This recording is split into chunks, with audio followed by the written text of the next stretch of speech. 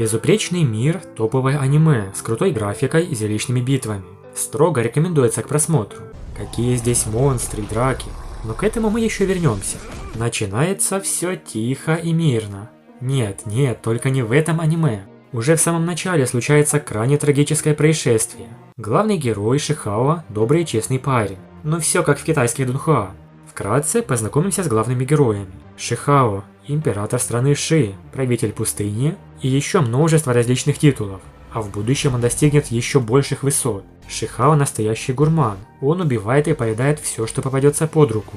Родители Шихао, Ши Цзилин и Цинь Инин, в детстве были вынуждены расстаться с сыном, но позже их ждет трогательная сцена воссоединения. Дедушка Шихао – крайне мощный и брутальный старик. Мне чем-то напомнил Танхао из Боевого континента. А также жены Шихао. Их официально трое. Холинер, Юньси и Цин-И. Второе тело Юэчан. Смотря это аниме, возникают различные ощущения. Например, первые серии 50-60 сюжет может казаться слегка простым и скучным. Честно говоря, пару раз появлялись мысли прекратить на этом, но потом становится настолько интересно и эпично, что думаешь, вот это да, как они закрутили, это лучшее, что я видел в аниме. Главный слоган Шихао «Я не ищу проблемы, это проблемы ищут меня». И действительно, по ходу всего сюжета Шихао попадает в различные передряги, так сказать, ищет себе неприятности на голову, но практически всегда побеждает. Последние серии крайне интересные. Шихао поднялся в верхний мир, нашел себе крутого учителя. Кстати, в первый раз, когда я увидел его, он сильно напоминал учителя Яо Ченя из расколотой битвы Синего Небес, точнее молодую версию учителя. Ци Даолинь – последний член Верховного Дворца. Вместе с Шихао они исследовали тайну бронзового гроба трех миров.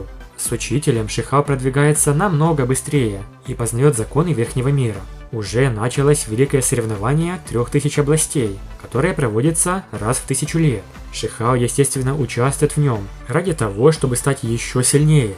Это все здорово, но начнем с самого начала. Без этого просто невозможно понять характер и мотивацию Шихао. Вначале мы знакомимся с его семьей, которая пытается убить его, еще маленького карапуза, но приходит батя с мамой и заступается, а потом сбегает вместе с сыном. По сути, все начинается с этого. Родная тетя Шихао поступает крайне коварно и жестоко. Она происходит из клана Юй, могущественного древнего племени, и казалась хорошей и доброй поначалу. Но потом она случайно узнала, что в теле Шихао находится благородная кость высшего существа.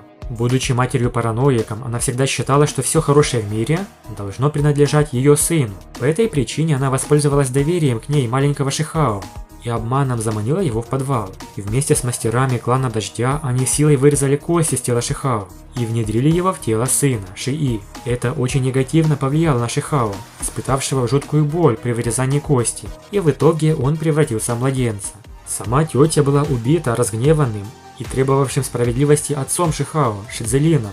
Даже руководитель клана не хотел заступиться за Шихао, потому что он видел только пользу, что даст Ши-И для его рода. А то, как они поступили с Шихао, его не очень интересовало. Пусть отец Шихао немного добился правосудия, но в итоге все решится, когда вернется дедушка. Он-то все поставит на свои места. С тех пор в семье Шихао возникла неразрешимая ненависть к клану Юй, а сам он большую часть времени тренировался, чтобы стать сильным и снова встретиться со своим братом Ши-И, который украл его кость. Клан Юй продолжал охотиться на Шихао и его родных, из-за чего члены их семьи часто погибали. Это настоящая кровная вражда. Что особенно мне нравится, так это пафосное появление главного героя Шихао под эпичную музыку, когда врагов не счесть и все они объединяются вместе, и притом каждый из них не слабак. Он героически противостоит всем сразу, чаще всего в одиночку, но это еще больше закаляет его боевой дух.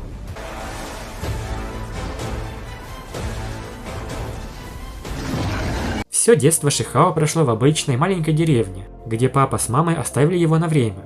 Почему они это сделали? Вернутся ли они? Шихао постоянно задавался этим вопросом. Он начал сомневаться, любят ли его родители, но в будущем он узнает всю правду. На самом деле, родители какое-то время присматривали за ним в деревне, пока не убедились, что он не умрет, после чего уехали. С тех пор Шихао вырос в каменной деревне. Все жители его любят и считают своим кровным родственником. В этой маленькой деревне малой Шихао потихоньку растет, крепчает, да геройствует со своими друзьями. С самого начала Шихао оказался особенным. Уже в возрасте 1,5 лет ему удалось выучить небольшую часть текста на кости, что является невероятным подвигом, поскольку, как говорят, требуется несколько лет, чтобы руны слегка проникли в тело человека. Более того, большинство людей вообще никогда не смогут этого сделать. Даже во время обычной лечебной ванны можно было увидеть, как он отличался от других. Остальные дети купались в воде, содержащей кости диких зверей и лекарственные травы, и для них это была мучительная боль. Даже многим взрослым было бы трудно искупаться в этом котле, но Шихао лишь делал небольшие гримасы боли. Уже в 3 года он мог поднять древний котел весом более 1000 цзы, который не могли поднять многие дети старшего возраста.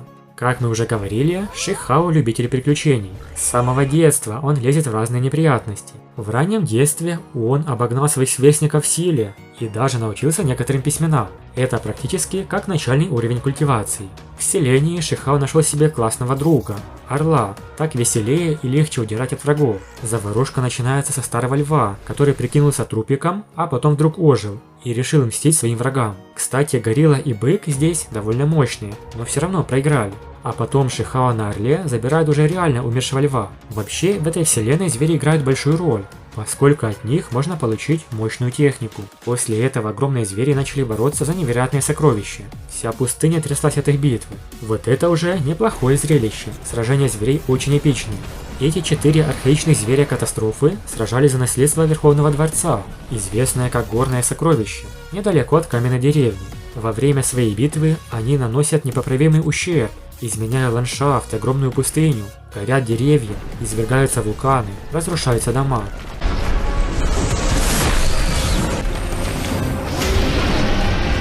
Если бы не формирование Ивового божества, вся каменная деревня была бы полностью разрушена. Деревня Шихао получила приказ от духа Ивы немедленно эвакуироваться. Но Шихао должен закончить процедуры, иначе они не принесут результата, и он не станет крутым главным героем.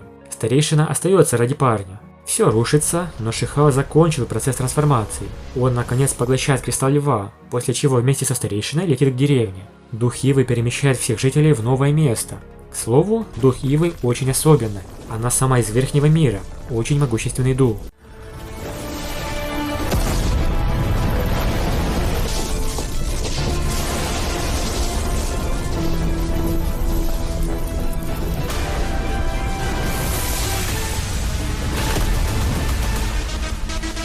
На новом месте жители начинают все заново. Здесь очень красивая местность и природа. Но Шихао хочет вернуться обратно, в пустыню, в разрушенную деревню, потому что переживает, если его родители вернутся, они не смогут найти их новое место. Тема родителей очень болезненная для Шихао, и в будущем мы увидим, как он встретится со своим папой и мамой спустя много лет. В разрушенной деревне Шихао обнаруживает ранее могучего зверя, обезьяну из рода Джуянь, но сейчас раненого и обессилевшего, потому берет его себе как питомца. Шихао дал ему забавное прозвище – Волосатик, а в другой озвучке – Помпончик. Там же Шихао встречает новую подружку – Холинер, дочь Императора Огня. Она очень важный персонаж аниме, потому что будет женой Шихао. Однако сейчас он не слишком церемонится, несмотря на ее происхождение. Я принцесса. И в целом в детстве Шихао можно охарактеризовать как прямого, бесстрашного, слегка деревенского парня. А еще он очень любит поесть. И эта нить прослеживается на протяжении всего аниме. Я наелась. Шихао забрал раненого Волосатика в деревню, где дух Ивы помог ему, и в конце концов все приняли его как друга. Постепенно его травмы исцелились, и руны, которые тогда были стерты, медленно появлялись. Текст на костях зверя состоит из символов, которые передавались естественным путем потомкам. Внутри скрыты таинственные силы, которые многие люди не смогли бы научиться, даже если бы захотели. Шихао тоже учится различным техникам с помощью рун. Первая его сильнейшая атака – это навык Льва Сюани. Согласно тому, что записано в костяном тексте, истинная кровь и другие таинственные компоненты оказывают благотворное воздействие на основу человека и его будущий потенциал. Вот почему старейшина деревни и дух Ивы хотели, чтобы Шихао с детства тренировался письменам. Кроме того, стимулом для него стало то, что, став сильнее, он узнает правду о родителях. Дух Ивы пообещала, что когда он станет достаточно сильным, чтобы поднять чан весом 50 тонн, то расскажет, где его папа с мамой. Это подстегнуло Шихао к усиленным тренировкам. Так начался первый этап культивации – трансформация крови. Вообще, вначале не совсем понятно, у кого какой уровень. Например, учителя, старейшины и звери кажутся очень сильными, но на каком этапе совершенствования они находятся?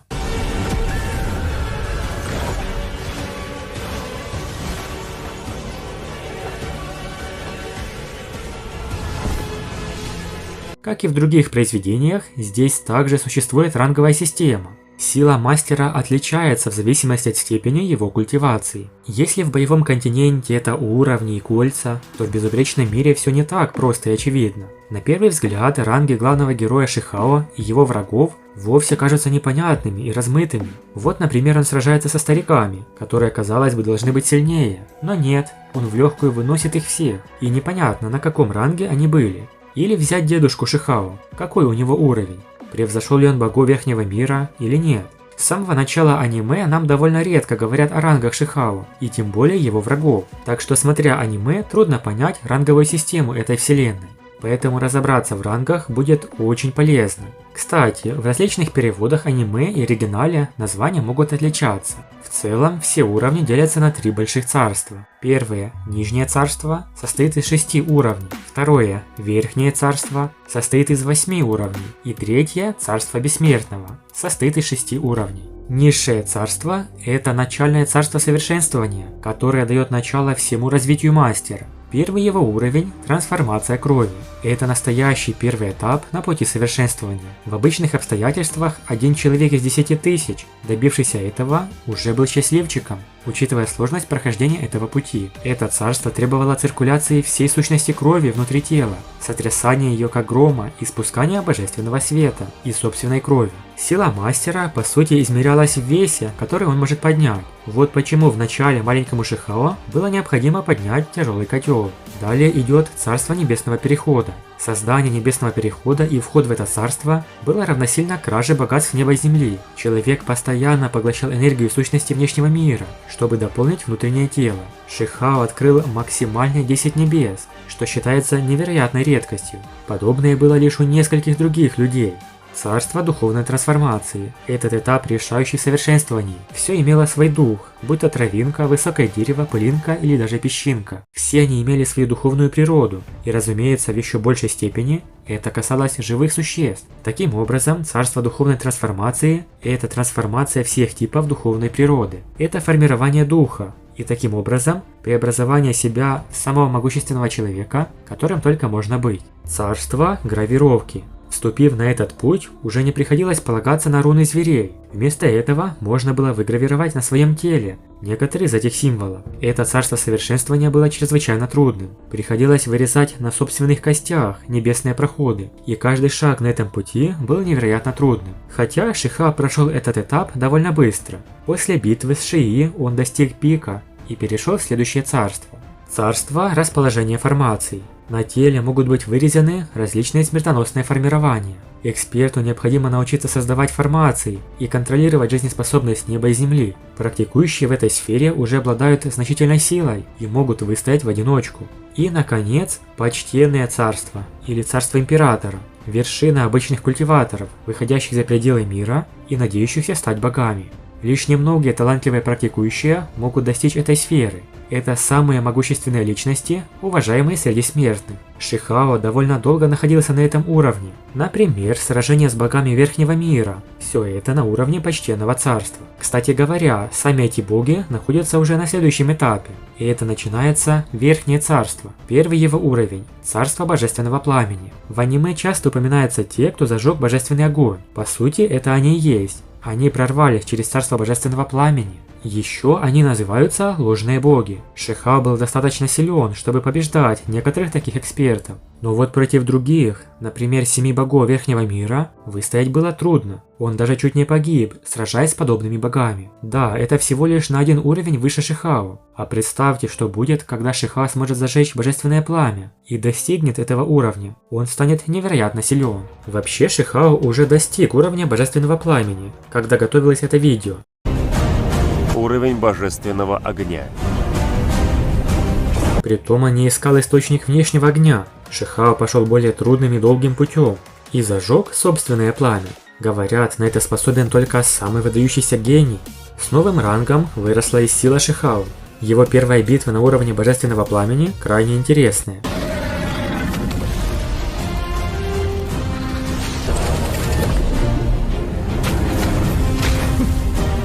Я тоже теперь бог, так что можешь не удивляться. А наличие страшных монстров делает аниме еще более увлекательным. Хотя Шихао сам, как настоящий монстр, он не щадит никого из своих врагов. Не могу двигаться. Закончим на этом.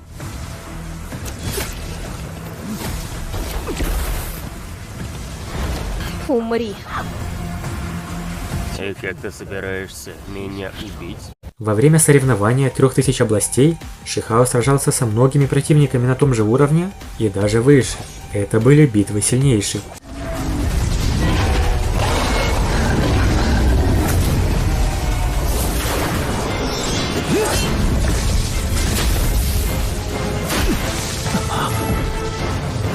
Но это еще только начало. Его темная версия стала испытанием следующего уровня. Этот темный эксперт обладает всеми техниками, что и сам Шихао. Победить было трудно, как будто переступить через самого себя. В итоге Шихао добрался до среднего уровня Божественного Пламени. 3 техники в одной.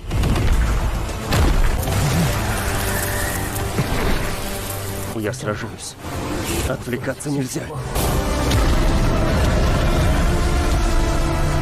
Остальные уровни Верхнего Царства. Царство Истинного Бога, Божественный Король или Святая Жертва, Небесное Божество, Пустота Дао, Саморазрыв, Самовыпуск и Высшее Существо. Что касается Царства Бессмертного, это вообще запредельная сила. Истинный Бессмертный является существом из Царства Дао Бессмертия, чья сила намного превосходит человеческое царство. Остальные уровни – Бессмертный Король, Полубессмертный Император, Бессмертный Император. И еще 2 ранга, которые просто немыслимы. Это конец всех эволюционных путей и развития. Неужели мы увидим, как в аниме Шихао достигнет таких уровней? Это будет очень круто. Теперь мы лучше разобрались в рангах культивации. Но помимо тренировок, Шихао со своими друзьями также весело проводил время. Как подводная братва, они охотились на единорогов. Правда, они какие-то страшненькие. Совсем не такие, как диснеевские единорожки. И вот спустя 3 года Шихао достиг нужной силы. Он поднял этот тяжеленный чан перед всеми. Теперь Духивы должна выполнить свои обещания и рассказать о родителях. Шихао наконец узнал всю правду. Все началось с дедушки Шихао. В прошлом он ради внука отправился очень далеко, чтобы достать редкую эссенцию зверя. Мать детеныша гналась за ним, чтобы отомстить, и с тех пор дедушка Шидзитянь исчез бесследно. Когда об этом узнал отец Шихао, то решил отправиться найти останки деда. Поэтому родители Шихао собрались в путь и попрощались с маленьким сыном. Они оставили его на попечение тети. Именно тогда Шии, у которого был двойной зрачок, увидел врожденную кость Шихао. В древние времена люди, у которых был двойной зрачок, были известны как святые или божества. Эти люди обладали потрясающими способностями и были непревзойденными личностями под небесами. Как только Шии родился, у него были обнаружены двойные зрачки. Естественно, эта новость вызвала огромный шок в клане. Все возлагали на него чрезвычайно большие надежды, и на самом деле он был очень необыкновенным. Божественный свет! Прими поражение! Удар! Но как будто этого было мало. Мать Шии хотела заполучить еще и бессмертную кость Шихао. Более подлый поступок трудно представить. Родители попросили ее присмотреть за сыном, пока они ищут пропавшего дедушку, а она в это время насильно изъяла из его тела врожденную кость. К слову, Шихао чуть не умер из-за этого. Хорошо, что юная служанка, Амань, увидела, что делали Шихао, и позвала на помощь. За это злодеяние практически никто не ответил. На том подобии суда глава вступился за Шии. Справедливости добиться не удалось. Спустя некоторое время прибыли папа с мамой Шихао. Представьте их чувства, когда они узнали, что произошло с их сыном. Отец Шидзелин был в ярости. Он не мог поверить, что его же соклановцы так поступили с его сыном. Он требовал правосудия и даже мести.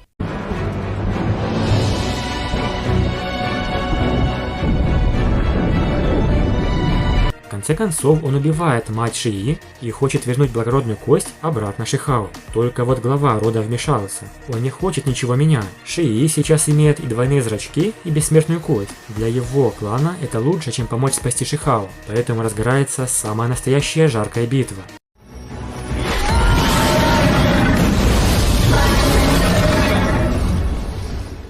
Ши-Цзелин отчаянно защищает семью, прилагая все силы. А что произошло дальше, мы знаем. Родители с младенцем Шихао спасались бегством, покинули родовой дворец и отнесли сына в каменную деревню, вторую родину. В этом месте когда-то жили их предки. Кроме того, здесь маленький Шихао быстрее исцелился. Узнав все это, Шихао был потрясен. Теперь он перестал сомневаться в том, любят ли его родители, и понял, почему оставили его в деревне.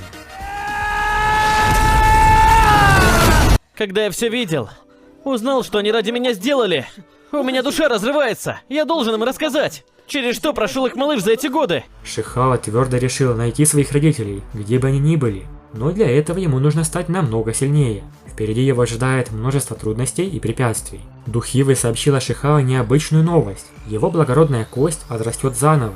Даже если ее насильно вырезали в детстве, она всегда принадлежала Шихао. Пришло время покинуть родную деревню и отправиться исследовать безграничный мир. Он сразу же встречается с опасными противниками, включая сильных зверей. Он снова видится с Линер и спасает ее от страшного зверя. Уже в таком возрасте Шихао демонстрирует поразительную силу. Столкнувшись с огромным драконом-змеей, он впервые использовал в реальном бою технику Сюани и побеждает зверя. Но на это уходят все силы парня.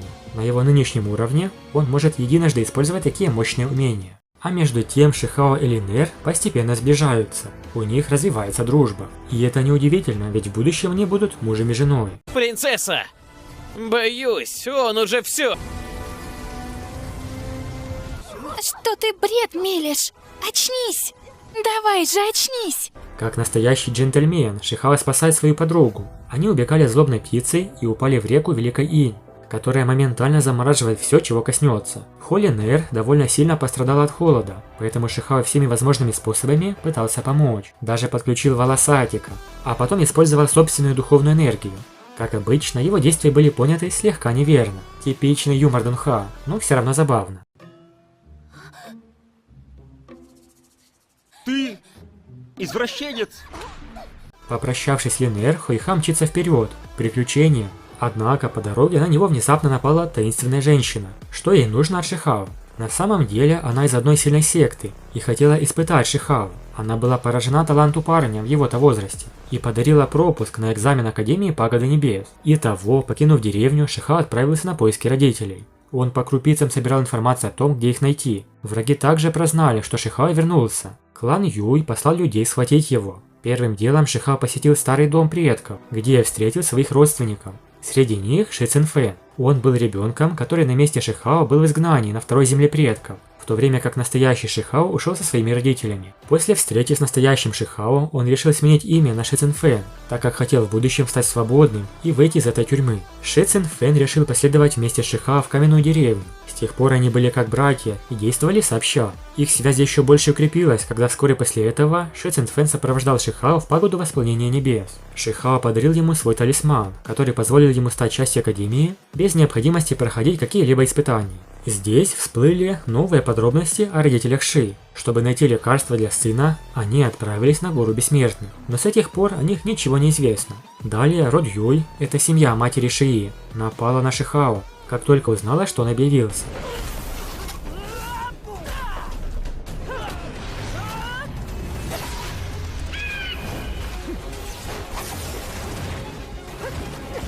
Естественно, их цель была убийство наследника Ши, но справиться с ним не так-то просто. Они нападали целой группой, и в результате дедушка умер, защищая юного господина. По сути, на данном этапе род Юй и Шии – это заклятые враги Шихао.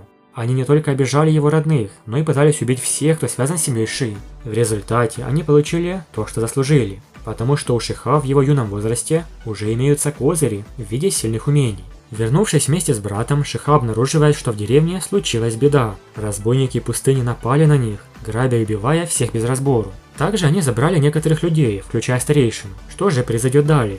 Группа охотников селения отправилась вернуть своих людей, но Шихао также хотел помочь, поэтому он занялся культивацией и успешно поднял свой ранг. Став сильнее, он помог своим людям, сразив главаря бандитов, а еще их огромного мощного духа.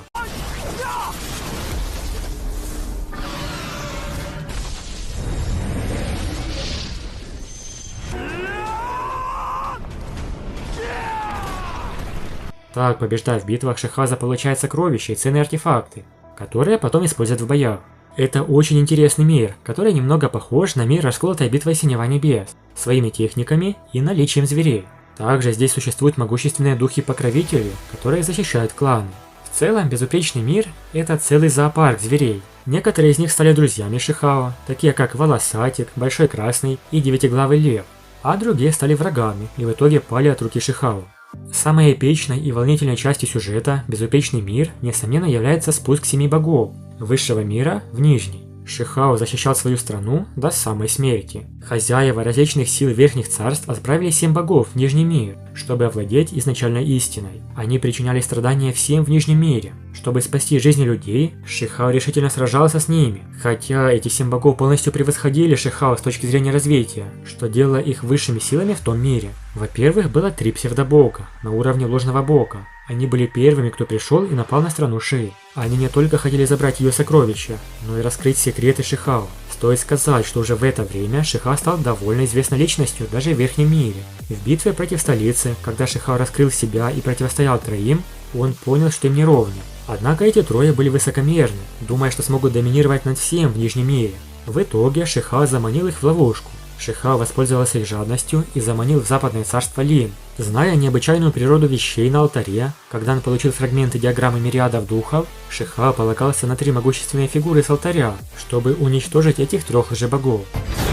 Сюда, к горнилу бездны!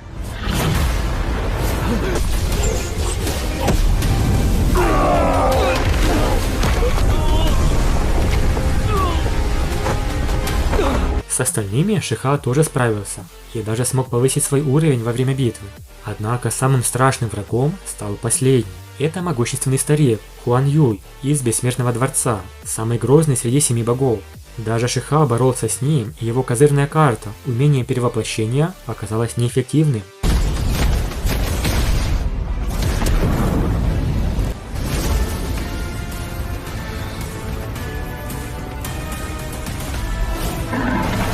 Тут драконы не помогут. Ты обречен. В конце концов Шихао пожертвовал собой, объединившись с саморазрывом высшей кости, чтобы убить Хуан Юя. Однако перед смертью Хуан Юй предпринял последнюю контратаку, наложив на Шихао проклятие Бессмертного Дворца. В конце концов ему оставалось только погибнуть от сожаления. Именно потому, что у каждого из 7 богов были свои слабости, Шихао нашел и воспользовался ими, разрушая их одну за другой. В противном случае, каким бы сильным ни был Шихао, он не смог бы одновременно устранить всех 7. Эта финальная битва с 7 богов была настолько зрелищной и эпичной, что вызывала мурашки. Он что, с ума сошел?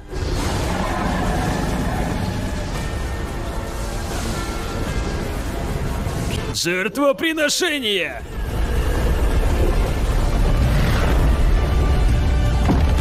Шихао дошел до крайней точки. Это была кульминация всех его сил. Особенно впечатляет броня Шихао, которая активируется в крайнем случае. В момент опасности, либо когда враги действительно выдающиеся. Трансформация брони Шихао смотрится классно. Каждый бой становится еще более зрелищным.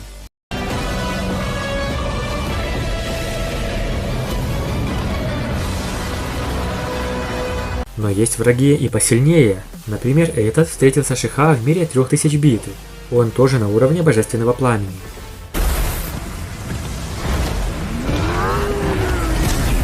Что ж, это краткий обзор начала аниме «Безупречный мир». Чем далее, тем становится все интереснее. Особенно события в Верхнем мире. Если такой формат зайдет и понравится вам, то сделаю продолжение с еще более интересным сюжетом. Большое спасибо за просмотр. Напишите в комментариях, что вас особенно впечатлило в аниме «Безупречный мир». Подписывайтесь на канал и всем пока.